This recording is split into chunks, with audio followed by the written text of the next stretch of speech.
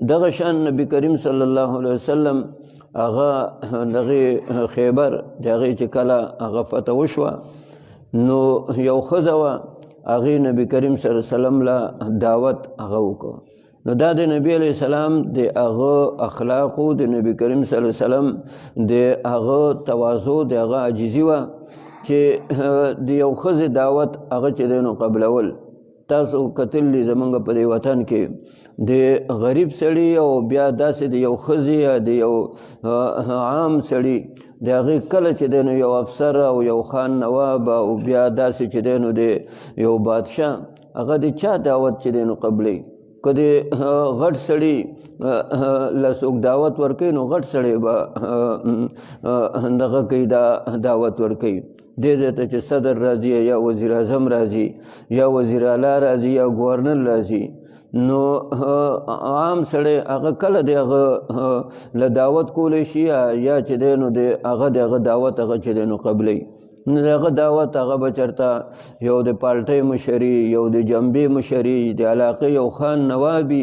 هغه سړی هغه به دعوت چې دی نو کوي او هغه د هغه دعوت هغه قبلی لیکن ګوره د دواړو جهانو سردار هغه یو ښځه هغه چې دی نو دعوت هغه چې دی نو کوي نبی علیه السلام د هغې دعوت قبول کړ هغې د نبی کریم صلی الله علیه وسلم د مرګ د هغې سازش کړی او یهودي وه د هغه د مرګ د هغې بنیاد هغه یې ایښی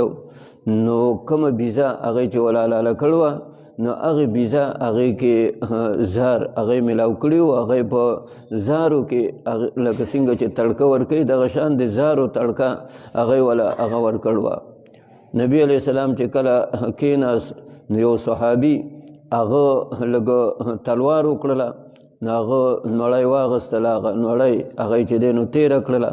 نو په هغه باندې د زارو اثر هغه وشو نبی کریم صلی الله علیه وسلم بعضې روایتونو کې راځي چې نړۍ تېره کړې ده او بعضو کې راځي چې واغېستله خوله کې واچوله خو تېره کړې نه وه نو هغه بیزې د هغې هغه غوښې خبرې وکړې چې یا رسول الله ما کې زهر دي ما مه خوره نو هغه صحابي چې کوم تېره کړ وه هغه خو شهید شو هغه خو وفات شو لیکن نبی کریم صلی الله علیه وسلم هغه دغه ټوکړه هغه نړۍ تېره نه نیستله او دا ښځه یې راوبلله ورته یې دې کې تا زار ولې اچولي نو هغه اول مټکره وه وی دغه ما خو نه دي اچولي نو نبي علیه السلام هغه ورته ووایي چې دا غوښه په خپله ماته خبره وکړله نو بیا هغې دا ووایي چې زه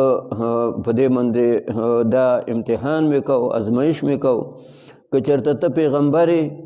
نو تا باندې زما دا زار هېڅ اثر چې دی نو نه کوي او که پیغمبر نه نو بیا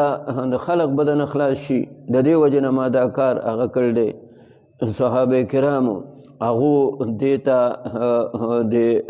مرګ اراده هغه یې وکړله او نبی کریم صلی الله علیه وسلم هغه ته یې ووایي چې یا رسول الله اجازه راکړه چې د دې سر مونږ ووو نبی علیه السلام هغه هم پرېښوه د هغه کوم صحابي چې وفات شو د هغه دپاره دیت هغې د هغې اقرباو د هغه خلقو نه هغو نه هغه دیت هغه یې واخیسته ولې په خپله نبي کریم صلی الله علیه وسلم ورته هېڅ هغه ونه وي دغه وخت سره دا زار دا نو چلیدلی دا الله تعالی بند کړي لیکن روایتو کې راځي مشکات شریف کې حدیث دی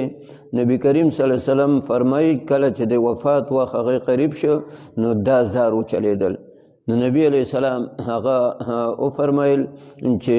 زما د زړه دا رګونه دا چوي داسې چې دی نو زور د درد راکړ دی چې دا د زړه رګونه دا مې چوي او دا یو فرمایل چې د هغه زار چې هغه خیبر کې هغه ښځې هغه راکړي نو هغه زار زما بدن هغې کې اوس د هغې اثر هغه وشو د دې نه مخکې هر کال چې هغه موقع به راتلله نو نبی کریم صلی الله علیه وسلم باندې به درد چې دی نو راته تکلیف هغه به راته حضرت ام سلمه رضی الله تعالی عنها ورته یو ځل ووایي چې یا رسول الله ستا هر وخت کې چې دغه ورځ راځي هر کال نو تا باندې تکلیف هغه شروع کېږي د هغه زارو د وجې نبی علیه السلام فرمایل چې د زارو وجه نه ماله چې څه شی مقرر کړی دی یعنې دا تکلیف په دې وخت کې چې سبب یې هغه دی ولې دا ماله الله مقرر کړی دی که چېرته الله دا تکلیف هغه نه وی مقرر کړی نو ما ته دا تکلیف نشي رسېدلی، خو دا د تقدیر د هغې چې دی نو معاملات دي. نو ګوره دا د نبي کریم صلی الله علیه وسلم هغه ته زار هغه ورکړي.